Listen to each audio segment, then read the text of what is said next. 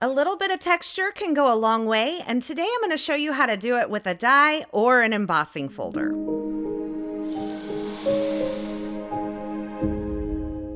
Hey everyone, it's Carissa Wiley here for Altenew. Thanks for joining me today. Before we get into the card projects today, I just want to remind you, leave me a comment below and let me know what you love in today's video. Both of today's cards feature some brand new products from the October release from Altenew, including the Petalcraft layering die set. I'll also be featuring the Botanical Rails 3D embossing folder along with another die set that you'll find later in this video. I'm starting out with the Petalcraft die set, and you can see both of the flowers in this. All of the dies that you need for each flower are contained on one die, which makes sorting this out really easily. I'm die cutting all of these pieces from white cardstock, and I'm using my perfect picker tool to help me kind of poke them out of the die or poke out the inner pieces. And once I have all of my die cuts created, you can see I die cut this several times, I'm going to lay them out on my 9x12 ultra sticky mat, and I'm going to do some ink blending. So for half of the pieces, I'm using pale mauve and blending over the entire area of these white die cuts with a large ink blending brush. And for the other half, I'm using the amethyst color. Now this is the first flower of the two styles of flower here. You're going to see that I'm also using yellow ochre for the centers of both flowers. Now, once I have all of the pieces for the first flower blended, I'm also going to blend the colors for the second flower. One of them has a more rounded kind of petal shape, the other one a more pointed petal shape. Again, using yellow ochre for the centers, but for these, I'm going to make them kind of a pale blue color. So I'm starting out with Misty Morning for half of the pieces here, and then I will blend over the other half with the Cloudy Sky ink color. This set of blues, it's called the Tranquility set of fresh dye inks, is one of my favorite blues in all of my stash. The Petalcraft system is a keyhole die system, and Altenew has done a great job with these keyhole die sets. It makes layering these up a breeze. You're going to add a little bit of liquid glue around that opening and then line up all of those keyholes. Now, some of them are actually a keyhole shape. Some of them are a arrow shape. All of them have a little bit different shape, and that kind of helps you determine which pieces go with which. And so all of the openings on this single floral here will match up and they'll line up. And you can see I'm just stacking them up to create my first floral, which has the more pointed tips on the petals. Now I'm also going to show you how to assemble the second floral. It's going to work the exact same way. Now, one thing I like to do with a little floral like this is kind of fluff up the little petal pieces to give it a little more dimension. So this is flower shape number 2. You can see all of the openings for this flower shape are a little bit different, but they're all going to match up and line up. So I'm going to, again, add some liquid glue around the openings and then make sure each of these keyholes lines up with the previous. They are numbered to help you kind of know what order to place these in. And on the back of the packaging, you'll find a guide for layering them as well. I'm going to go ahead and fluff up all of the petal pieces on this flower as well to give it even more dimension. And I just repeated this process to assemble 5 of each of these floral pieces. I'm grabbing some instant dimension foam tape. This is the 1/8 inch thick instant dimension foam tape. You can see it has a lot of loft, and I'm going to add a small piece to the back side of each of these florals so they're ready to go on the front of the card. If you don't want them to have quite as much dimension, you can use the 1/16 inch depth instead. I'm using the Botanical Rails 3D embossing folder to emboss some brushed silver cardstock. I end up changing this out, so I'm going to show you this again in just a bit. And in the meantime, I'm also going to use the Enchanted Vines die set. This is a brand new die set, and I'm die cutting it from some vellum. I'm being very careful to remove this from the die, and then I'm going to actually take this and trim it down into some various pieces that I can use kind of individually. This one piece I will use on both cards. So I only die cut this once, but I was able to get a couple of card projects out of it. When I started laying out all of the elements, I felt like the brushed silver cardstock was a little too much. And so I'm going to instead take a piece of evening gray cardstock and I'm going to line it up in the Botanical Rails 3D embossing folder. You can see I'm centering it up here.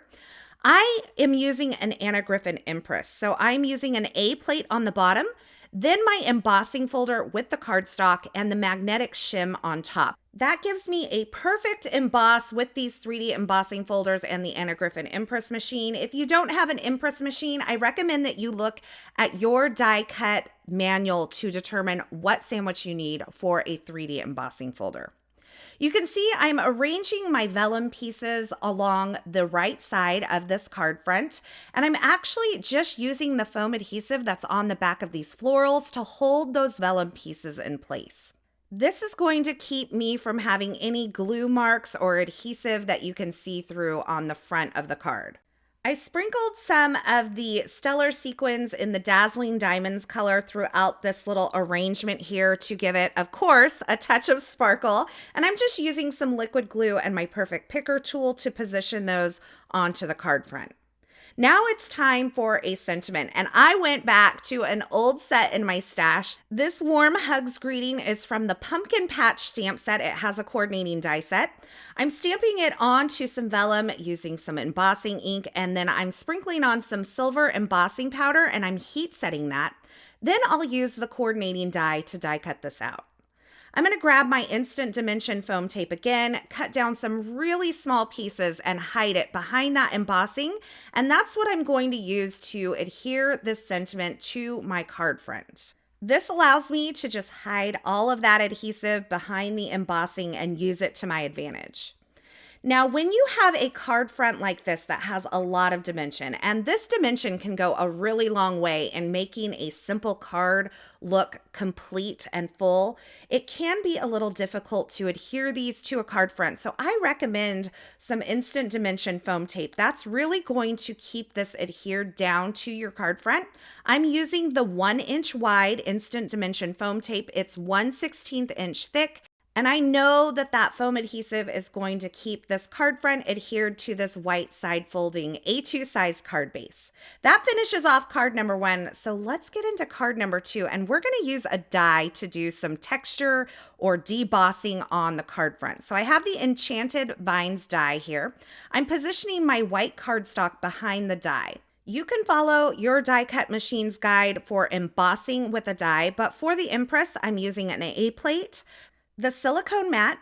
I have my cardstock and my die, and notice that the die is facing the silicone mat, or the blade side is facing the silicone mat. And then I finished off that sandwich with another A plate, ran that through my die cut machine, and now I am able to make an impression with that die. So we have 2 different ways of really creating texture and dimension on these very simple card fronts. I chose a greeting from the Versatile Greetings 2 die set. I've die cut the Congrats from some brushed silver cardstock and the shadow layer from some vellum. I'm just using some liquid glue to adhere those layers together. And then once again, I have the rest of that vellum piece that I die cut using the Enchanted Vines die set. And I'm holding that in place on my cardstock using those Petal Craft florals and the foam adhesive that's on the back. I'm positioning all of these pieces onto the card front using some foam adhesive. And then once again, I'll use the 1-inch wide Instant Dimension foam tape to adhere this very textured and dimensional card front to the layer behind it. I've layered it up with some brushed silver cardstock, and then I'm placing that onto some evening gray cardstock using some tape runner adhesive. We've already mitigated all that dimension with the Instant Dimension foam tape, so I can use my tape runner adhesive to adhere the rest of these layers to my white card base. I finished that off with some of those dazzling diamond stellar sequins again, and that finishes off card number 2. I love all the texture and dimension on these card fronts. These are very simple cards, but having that textured and dimensional background created with a 3D embossing folder or a die really adds to the overall finished look of these very simple cards. Be sure to leave me a comment below and let me know which of these 2 card projects is your favorite, or what was your favorite tip that I gave you in this video. I want to remind you, I have links to the featured products used in these projects in the YouTube description below. So be sure to check that out if you're looking for something in particular, or you can head on over to the coordinating blog post. That will be linked below as well. Over there, you're going to find more still shots, more information, and a complete list of supplies. I want to say thank you so much for stopping by and hanging out with me today. I hope you enjoyed these projects, and I hope you enjoyed this video.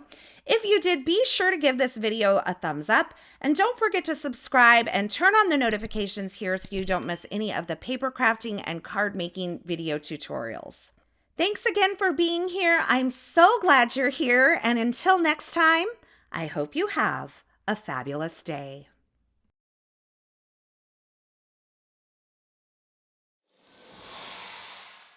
Wait, we have more where that came from. If you're after fabulous card making tutorials, you are definitely in the right spot. Our amazing design team create and upload fabulous video tutorials right to this YouTube channel. If you don't want to miss another amazing crafting tutorial, don't forget to subscribe and click that fun red button that you can see. Let's become paper crafting experts together.